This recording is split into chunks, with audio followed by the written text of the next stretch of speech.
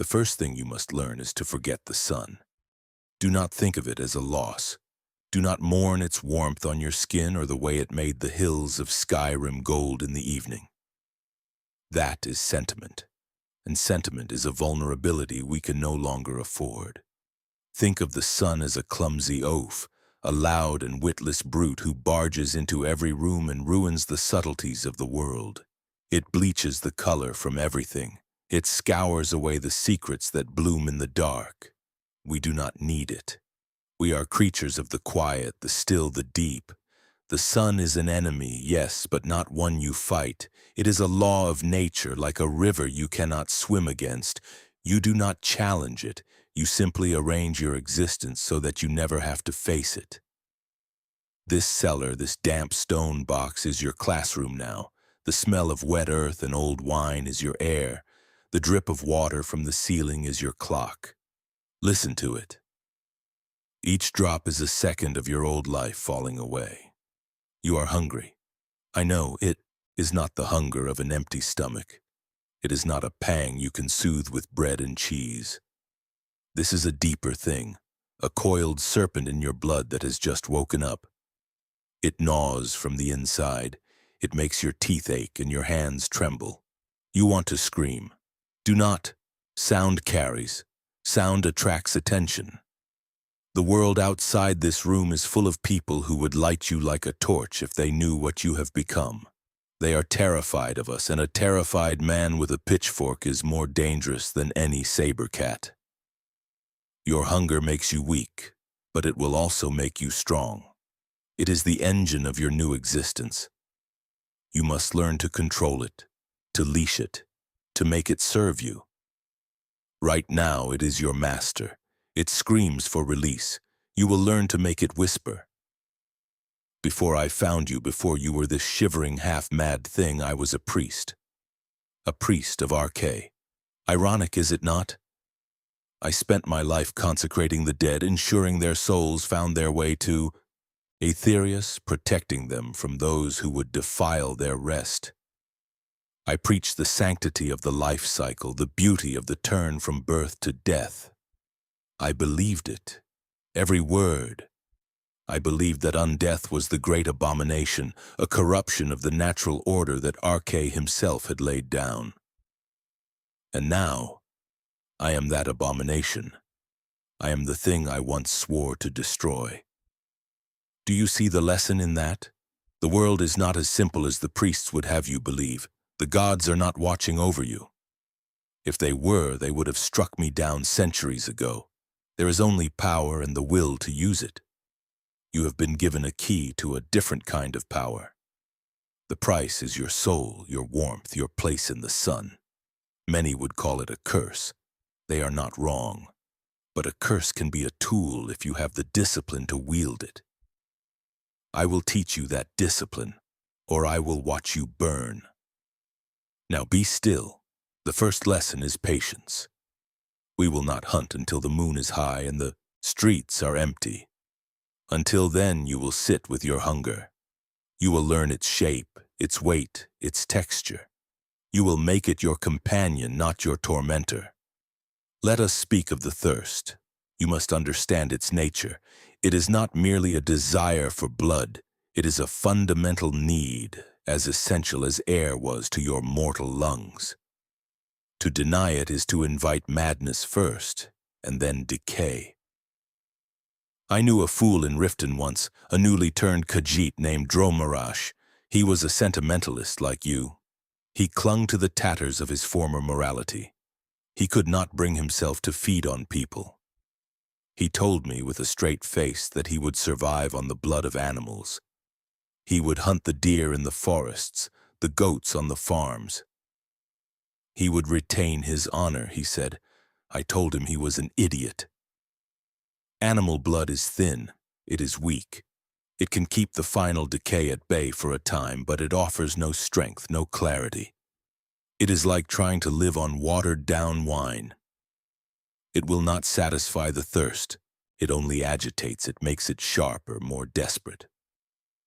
For the first few months, Dromarash was smug. He stalked the woods by night, a silent hunter, and boasted of his clean conscience.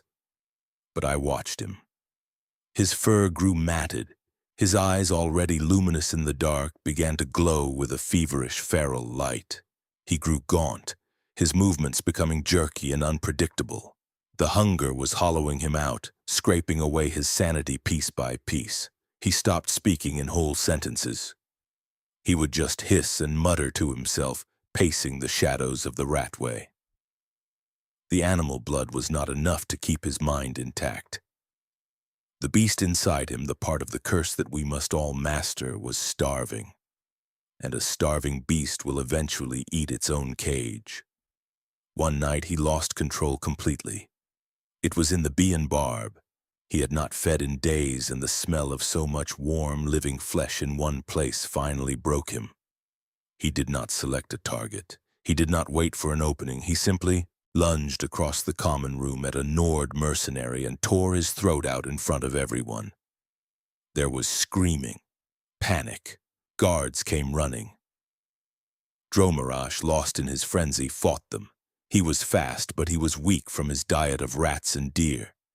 They cornered him, riddled him with arrows, and then the crowd fell upon him with torches and axes. They dragged his screaming, burning body out into the town square. They left it there for 3 days as a warning. The lesson is this: your morality is a luxury you cannot afford. To attempt to be a good vampire is to guarantee you will become the worst kind of monster before you die a pointless, painful death. You do not get to choose. The thirst chooses for you. Your only choice is how you satisfy it, cleanly, quietly, and with purpose, or loudly, messily, and for the last time. So how do we feed? Not like a wild animal. We are not wolves. We are hunters, yes, but of a higher order. We hunt thinking prey. That requires strategy. The first rule is to never hunt in the same place twice in a month. Familiarity breeds suspicion. A body drained of blood in the warrens of Markarth is a tragedy. A second one a week later is a pattern. A third is a hunt. The vigilants of Stendar are fools in many ways, but they are not stupid. They know how to read patterns. I once had a close call with one, a stern fellow named Vigilant Tyrannus, who was investigating a series of disappearances near Dawnstar. He was clever. He did not look for bodies. He looked for survivors, people who reported sudden weakness, strange dreams, a feeling of being watched. He was looking for the ones we fed on but left alive. That is your second rule: whenever possible, do not kill. A corpse is evidence. It is a problem that needs to be solved. It must be hidden, disposed of, or explained. It is tedious. A living vessel, however, is a renewable resource. They will feel weak for a few days, perhaps anemic. They will attribute it to a dozen different, mundane causes. A chill, bad food, hard labor. Mortals are remarkably unobservant about their own bodies. You find someone sleeping, a beggar in an alley, a traveler at a roadside camp, a farmer in an unlocked house. You use the gift, the subtle magic our blood gives us.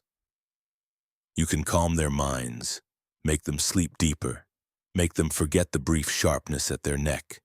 You drink just enough to sate the thirst, to restore your strength, and then you slip away. They wake up in the morning feeling tired, nothing more.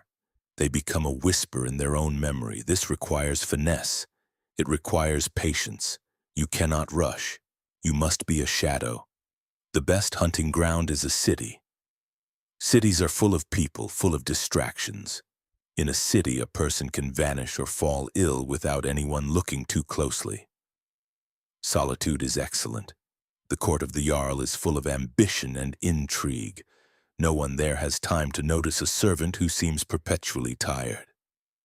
Sibyl Stentor, the court wizard, has understood this for a very long time. She is one of us, and she has survived for centuries by being discreet. She feeds on the prisoners in the dungeons, on political rivals no one will miss. She has made her condition a part of the city's power structure. She is a master. You are a clumsy apprentice. Stick to the beggars and the drunks. They are easy and they are overlooked. never feed on the rich or the powerful unless you have no other choice. They have friends. They have people who will ask questions. A dead beggar is a nuisance. A dead thane is a crisis. Avoid crises. Our existence is about quiet continuation, not loud declarations. The world must forget you exist. You must move through it like a ghost, leaving no trace but a faint feeling of cold where you have passed. Now we come to the harder part, the part that has nothing to do with tactics or survival, and everything to do with what is happening inside your head. This is the part nobody tells you when they grant you this gift. They speak of immortality, of power, of eternal night. They do not speak of the slow, grinding erosion of who you are. They do not tell you that you will watch yourself die a little more each night, long after your heart has stopped beating. The true curse of vampirism is not the thirst for blood, it is the death of the soul. You were a person. You had loves, hates, fears, ambitions. You cared about your family, your honor, the fate of Skyrim. All of that is baggage now. It is a weight that will drag you down into sentiment and stupidity. The change in your blood will force a change in your mind. It has to. A mortal mind cannot withstand eternity. It cannot withstand the things you will have to do to survive. So the curse rewires you. It protects you by killing the parts of you that can be hurt. It starts with how you see them. Mortals? Listen to the word, mortal. It defines them by their greatest weakness. They are fragile, they are temporary, they are born, they struggle for a few meaningless decades, and then they die and turn to dust. You are beyond that. You will see nations rise and fall. You will see glaciers carve new valleys. You will see the stars shift in the sky. Their lives are like the flickering of a candle flame in a gale.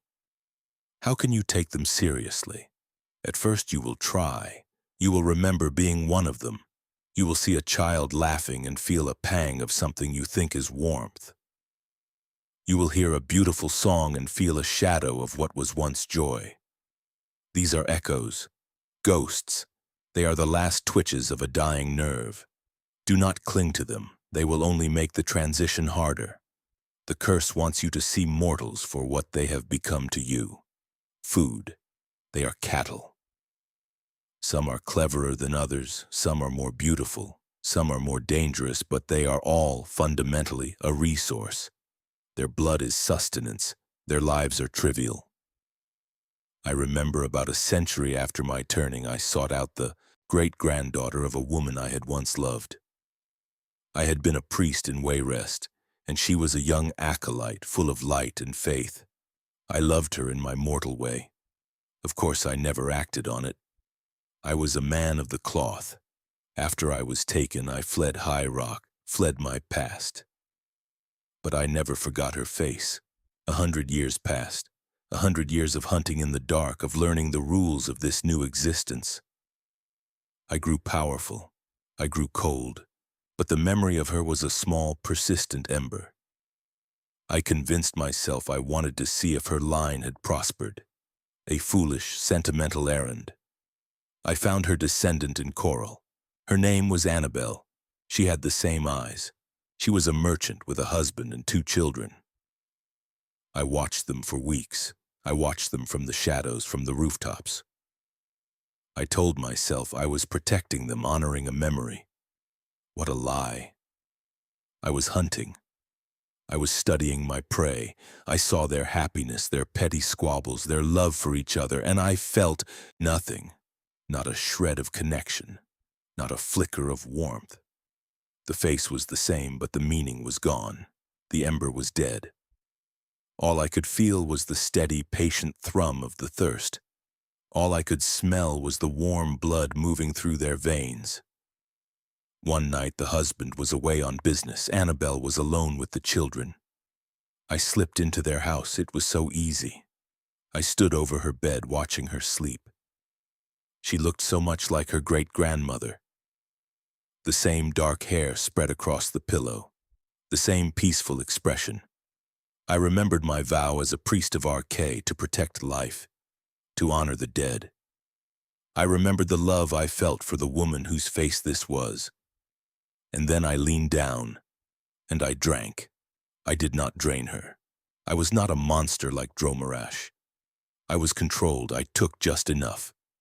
But I took it. I fed from the last vessel of a memory I once cherished. And as I drew her life into myself, the only thought in my mind was, her blood is sweet. I will come back for the children next week. That is the moment my soul died.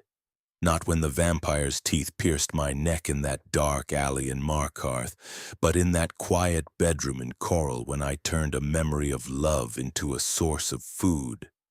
You will have a moment like that too. It is inevitable. You will betray every oath you ever swore, every love you ever felt, every principle you ever held. You will do it to survive. And you will discover that survival is the only principle that matters anymore. Arcade teaches that life is a sacred journey to the afterlife. I have learned a different truth. Life is a bloody, desperate struggle for one more night, one more breath, one more taste. There is no journey. There is only the hunt, and we are the eternal hunters. Let us talk about power. It is the compensation for all that you have lost. The curse takes your soul, but it gives you gifts in return. You are stronger than any mortal. You are faster, your senses are sharper. You can hear a heartbeat across a courtyard. You can see in the pitch black as if it were noon. These are the simple physical advantages. They make you a superior predator. But the true power lies in the subtle arts, the magic that flows in your altered blood. You have already felt it, I am sure. The way you can move without a sound, the way the shadows seem to deepen around you to welcome you. This is just the beginning. With time, with discipline, with a steady diet of strong blood, you will learn to command the night. You can learn to cloud men's minds, to make them see and hear what you wish. You can make a guard forget he ever saw you, or make a terrified victim walk calmly into a dark alley. This is the power of domination. It is the shepherd's crook we use to guide our flock. You can also learn to call upon the creatures of the night. Bats, wolves, the swarming vermin of the earth. They recognize our nature. They see us as alphas, as kindred spirits. With a thought, you can summon a swarm of bats to confuse your enemies, or call a pack of wolves to hunt alongside you. This power makes the wilderness your ally, not your enemy. While mortals huddle around their fires terrified of what lurks in the trees, you can walk through the forest as its king. And then there is the ultimate expression of our power, the final terrifying transformation, the Vampire Lord. You have not felt this yet. You are too weak, too new. Your blood is still thin. But one day, if you survive, if you feed well, you will feel a new power stir within you. A rage, a strength that cannot be contained in this human-shaped form. You will learn to let it out, to shed your skin and become the beast itself. In this form, you are a walking nightmare. You have claws that can shred steel, wings that carry you on the night wind. You can drain life from your enemies at a distance, or call gargoyles from the stone to serve you. This is the power that makes the legends true. This is why they fear us. But this power, like the thirst, must be mastered. It is a fire that can consume you. To take the form of the beast is to invite the beast's mind to take over your own. The rage, the hunger, the pure predatory instinct. It is intoxicating. Many young vampires fall in love with the power of the Lord form. They use it too often. They stay in it for too long. And slowly they forget how to change back. The man is lost inside the monster. They become shrieking, feral creatures that haunt ruins and forgotten crypts, with no trace of the person they once were. They have traded power for sanity. It is a poor bargain. Use your gifts, but do not let them define you. Your humanity is a mask. You wear it to move among the cattle. It is a useful tool. Do not discard it. The power of the beast is also a tool. Use it when you must, to kill, to escape, to terrify. But always, always remember the way back. Always hold on to that small, cold, calculating part of your mind that is you. That is the part that survives, the part that thinks, that plans, that endures. The beast can be killed. The man in the shadows can live forever. You are shaking. Good. You should be afraid. Fear is a tool for survival, but your fear is unfocused. It is the fear of a trapped animal. I can see the thirst in your eyes. It is overriding everything else. Your hands are clenched, your knuckles white. You are listening to my words, but you are not hearing them. You are hearing the blood in my own veins. I am old, and my blood is thick with the lives I have consumed. To you I must smell like a banquet. You are thinking about lunging at me. You are wondering if you are fast enough. You are not. This is the crisis point. Every fledgling reaches it. The point where the lessons and the warnings are just noise and the hunger is the only reality. You think you need to feed right now. You think you will die if you do not. You are wrong. You can endure this for much longer. Days even, but it will be agony, and you are not strong enough to endure that agony yet. Your will is not yet your own. So we must give the thirst what it wants. We must do it now, before you do something stupid, before you attack me and force me to destroy you. I have made arrangements. Behind that door is a small chamber. Inside is a man. He is a bandit, a murderer, a piece of filth I took from a camp near the Falkreath border. No one will miss him. He is a gift to you, your first true meal.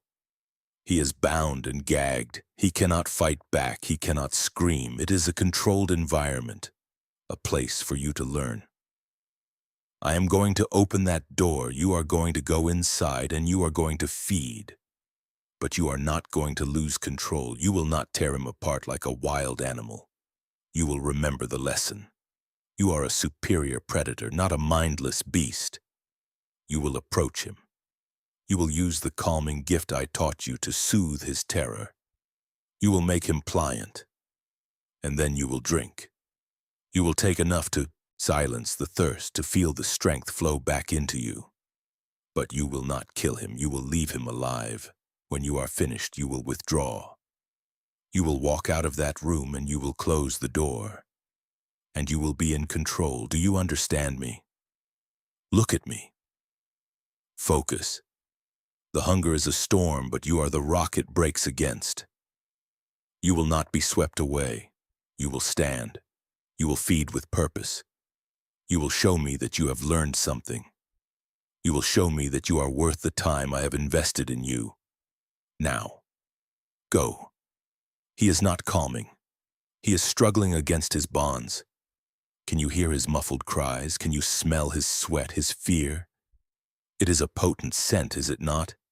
It inflames the thirst. This is your first test. Your power of suggestion is weak. You must project your will, force him to be still, make him accept his fate. Do not touch him yet. Stand before him. Let him see your eyes. Let him see the predator. Let his fear give way to a placid emptiness. You are the last thing he will see clearly. Make it an image of calm, absolute authority. No, that is not it. You are letting your own hunger show. He sees the beast in you and it makes him fight harder. Your control is slipping.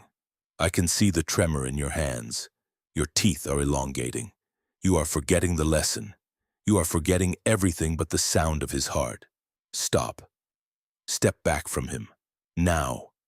You fool, you are not ready. The beast is too strong in you. You have not learned to leash it. You have become its puppet. You tore into him without thought, without control.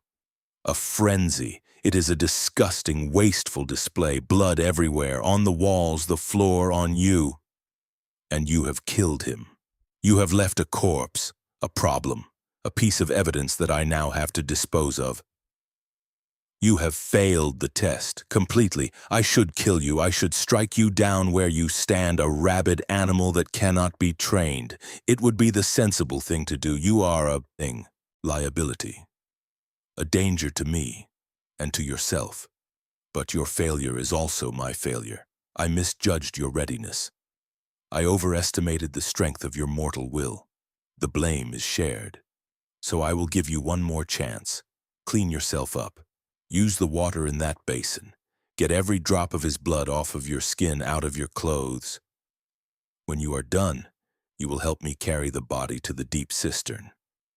We will weigh it down with stones. He will never be found. This is now part of your lesson, the messy, tedious work that follows a loss of control. You will learn to hate this work. You will learn that a few moments of savage release are not worth hours of grim, silent labor in the dark. You will learn that control is not just a philosophy. It is a practical necessity. It is the difference between a clean hunt and a night spent hauling a corpse through a stinking sewer. Look at your hands. They are steady now. The thirst is gone, replaced by a cold, sated calm. The strength is flowing. Through you, you feel powerful. Good, remember this feeling. This is the reward for the hunt. This clarity, this vitality, this is what you fight for. The frenzy you just experienced was a distortion of this, a bastardized version of it. It was a release, yes, but a chaotic one. What you feel now is true power. Ordered, controlled. This is what you must strive for. Never again will you lose yourself like that. You will learn. I will teach you. Now grab his legs. He is heavier than he looks. You will stand where you are until I return. Do not move. Do not think. Just exist in this moment. Feel the lingering power from the feeding. Feel the stillness of this chamber. The lesson is over. The crisis has passed. You survived it. You failed the test, but you survived. That is not nothing. Many do not. I have disposed of the body. It is done. Another secret buried in the dirt. Our existence is built on a foundation of such secrets. You will grow used to it. The guilt you feel now, the disgust, it will fade. It is another mortal sentiment that has no place here. It will be replaced by a cold pragmatism. You did what you had to do to survive, that is all. There is one last thing I must teach you tonight. It is not a technique. It is not a matter of power or control. It is a truth, the most difficult one of all. You are alone. You were born alone in this new life, and you will walk through all the ages of the world alone. You may have allies like me. You may have servants or cattle that you favor. You may even for a time find others of our kind to share the night with. But these are temporary arrangements, alliances of convenience. In the end, a vampire trusts no one. We are predators at the top of the food chain. We do not have packs. We have territories, and we are pathologically incapable of true companionship. The immortality they promised you is a lie. It is not one long, unending life. It is a series of shorter lives lived in different skins in different places. You will stay in one city, one identity for 30, maybe 40 years.